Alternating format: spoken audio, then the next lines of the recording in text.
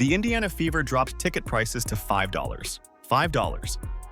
You can't get a coffee in most places these days for $5, but you can watch one of the best players in basketball history live, and fans still didn't fill the building. That's not apathy. That's a message.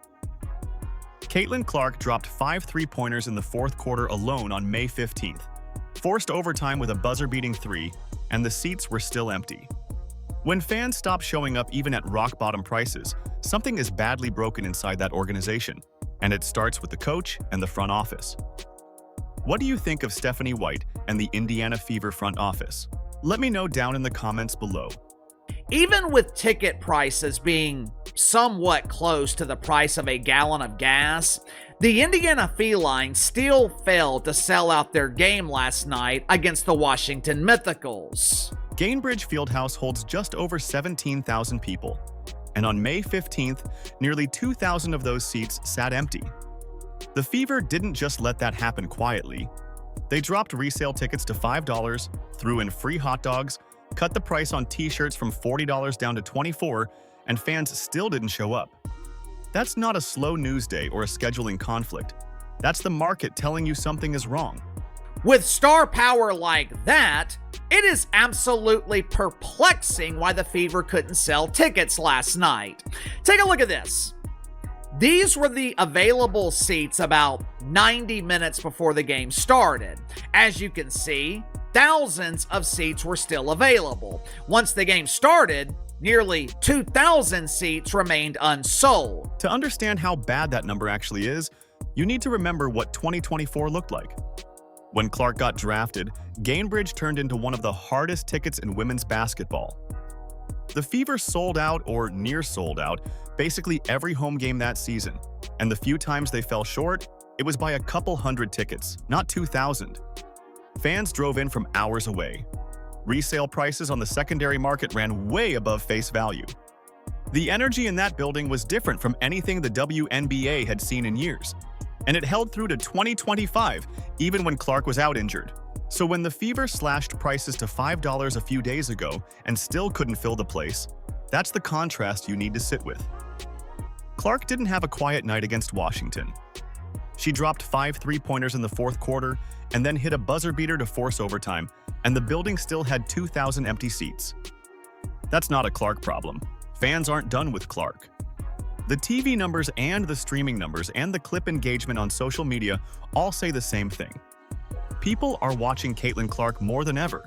They're just watching from their couches instead of from section 114. People are showing their frustration with their wallets. Caitlin Clark, crazy motion. 110,000 views on the Washington Mystics Indiana Fever highlight on their YouTube, on the WNBA YouTube channel. When you put it next to everything else, yikes. Nobody. The rest of the league is like damn near anonymous compared to Caitlin Clark, especially with Caitlin Clark having a great day like that. That gap between viewership and attendance is what the Fever front office should actually be losing sleep over, because it tells you exactly what's happening. Fans aren't tuning out. They're tuning in, but they're refusing to spend money on a product they've lost faith in. And that's a completely different problem than a team that nobody cares about. When a team drops to $5 a ticket, they're not running a promotion. They're admitting that organic demand has collapsed, and for a franchise built around one of the most marketable athletes in women's sports history, that collapse lands directly at the feet of the front office and the coaching staff. The anger in the fan base didn't show up out of nowhere on May 15th. It built through the offseason, through free agency, through the moment fans started looking at the roster and realizing that Amber Cox hadn't actually fixed the things that needed fixing. Stephanie White, you got to get it together, man. You got to get it together. I've said this numerous times. If this team came out slow out the gate, it's going to be bad news bears. And they are slow out the gate. And you're seeing the reactions from fans. It is bad news bears. You can scroll past a critical tweet. You can ignore the comment section. What you cannot ignore is a third of your building sitting empty when you've priced tickets lower than a fast food combo meal. And the specific reasons why fans stopped coming started taking shape long before tip-off against Washington. Washington scored 58 points in the paint against the Fever on May 15th, compared to Indiana's 28. That's a 30-point differential inside, and if you want to understand how that number happened, you need to know what the Fever's front court looked like with 2 minutes and 1 second left in the third quarter, which is when Aaliyah Boston grabbed her lower leg and walked to the bench and didn't come back. Monique, they had 58 points in the paint, start of overtime, Washington scoring down there over and over again. What did you feel like were the struggles you guys had protecting the cup tonight?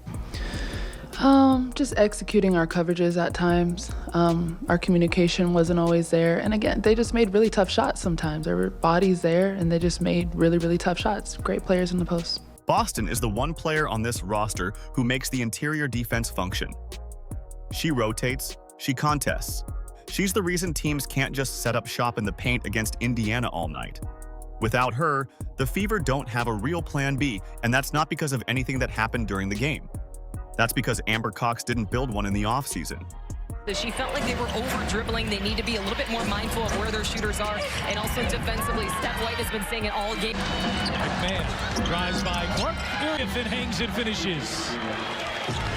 3 accounts here today. Austin now 5 of 6 from the line, but Citron pulls down the offensive rebound. Iriafen going right back to work. Kiki Iriafen finished with 25 points and 13 rebounds. Shakira Austin scored 19. Sonia Citron dropped 30 on her own. One analyst watching the game put it simply: Iriafen was just too big for whoever the Fever put in front of her. Iriafen on Billings. Iriafen spins, fires, and the bank shot goes down. Themselves, players just kind of collide off of them. I'm not sure if that's what happened there or not, as Iriafen strokes a 3. Drives on Citron. Clark up and under, blocked by Iriafen. After Boston went down, those options were Monique Billings and Maisha Hines-Allen. And against a Washington front court running post-action after post-action, that matchup was over before it started. Washington's coaching staff didn't need to draw up anything clever. They watched film, saw that Indiana had no reliable rim protector behind Boston, and ran the same plays over and over because nothing in the Fever's roster was going to stop them. Cox had a full offseason to address this. Free agents were available who could protect the rim and hold up against physical bigs. Overseas players were worth scouting. What the Fever actually spent money on was Kelsey Mitchell's contract extension, and the front court depth going into 2026 looked almost identical to the front court depth that already worried people in 2025. Boston's presence papered over that problem when she was healthy, so it didn't blow up immediately, but it was always sitting there waiting. Caitlin Clark is a game changer.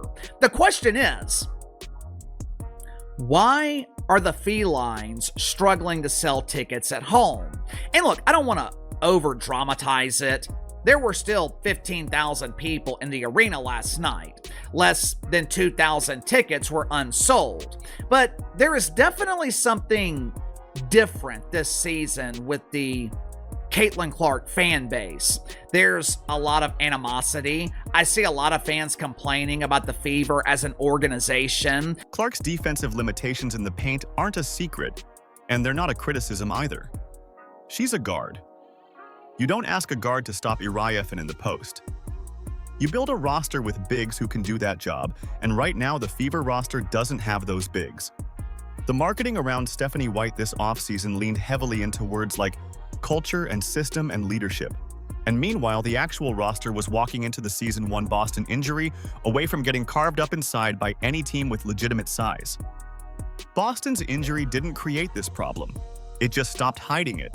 And when fans watched Washington feast inside for 40-plus minutes, Amber Cox's free agency decisions played out right there in real time on the floor. We have not seen Aaliyah Boston here in a little bit. Clark thought about the 3, circles around, fires away, and hits! Will it be Mitchell? Will it be Clark? Cunningham looking, versus Hines-Allen, handoff Clark for the tie, yes! Caitlin Clark has tied the game with under 2 seconds left to play! Indiana was down 14 points in the fourth quarter, and Clark dragged the Fever back into that game by herself. 5 3-pointers in the fourth quarter, and then with 3.1 seconds left in regulation, Lexi Hull set a screen, Maisha Hines-Allen caught and handed off, and Clark got the ball exactly where she needed it and buried a three to tie it and send it to overtime. The play worked perfectly.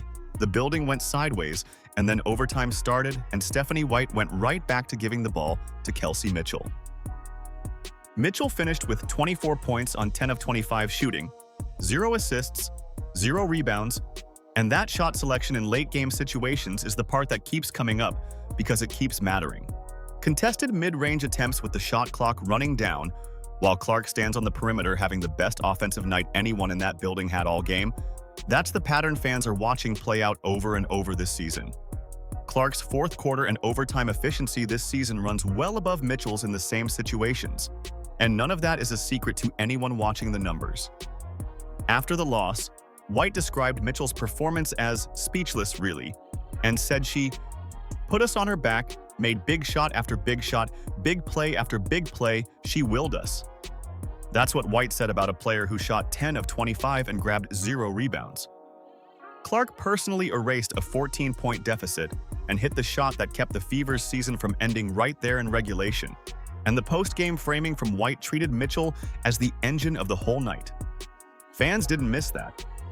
White's offensive philosophy runs toward ball movement and multiple creators sharing the load, and that works fine with the right roster. The problem is Clark doesn't need a multi-creator system to thrive. She needs pace, pick-and-roll freedom, and the ball in her hands when the game is on the line, and White's system keeps pulling that away from her, even when she's the hottest player on the floor.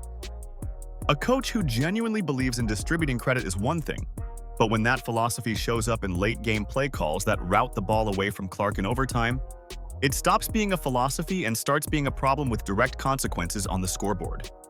Fans aren't angry at Mitchell. Mitchell can play, and on a different team with a different role, she's a real asset. The anger lands on White because White is the one drawing up the plays. White is the one giving the post-game press conference, and White is the one who watched Clark single-handedly claw back 14 points and then designed an overtime possession that ended with a contested Mitchell shot while Clark watched from the perimeter. Clark is averaging MVP numbers right now, coming off an injury year, and the fan base is bigger and louder than it's ever been. That part isn't broken. What's broken is the organization around her, and fans know it, which is why they're watching on TV instead of buying tickets. Let's talk about what actually needs to change because it's not abstract. The Fever need a rim protector, not a backup big who can log 12 minutes, but a real one. Someone who can stand in front of Shakira Austin or Kiki Iriafen and not get walked into the paint all night. Boston is one of the best players on this roster, and she still can't be the only answer to that problem.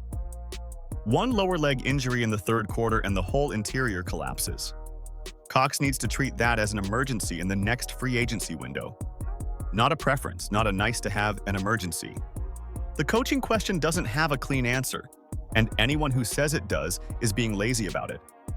Firing White mid-season doesn't fix the front court, doesn't change the roster, doesn't put a rim protector on the floor.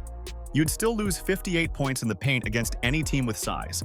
So it's not as simple as cutting White loose and watching everything get better overnight, but keeping White in place with zero accountability for the late-game decision-making, and the system mismatch doesn't fix anything either. And right now, there's no public sign that anyone inside the Fever organization is treating those patterns as a problem worth addressing out loud. What fans are asking for isn't complicated. They want Cox to stop pretending the front court depth is fine. They want Clark running the offense in crunch time without a play call routing the ball somewhere else. And they want someone inside that organization to stand up and say plainly that the current setup has real problems. None of that requires blowing up the roster or firing everyone. It requires honesty, and right now the Fever aren't giving fans much of that. The window is real, though. Clark at full health with a full season, Boston back in the paint and healthy, one legitimate rim protector added in free agency, and a system that actually fits the players on the floor instead of the players White might want to coach someday. That roster competes. Aaliyah Boston anchoring the defense with real backup behind her, Clark running pick and roll with pace and freedom, Sophie Cunningham and Lexi Hull doing what they do on the perimeter. That's a team that can go deep in the playoffs and nobody would be surprised.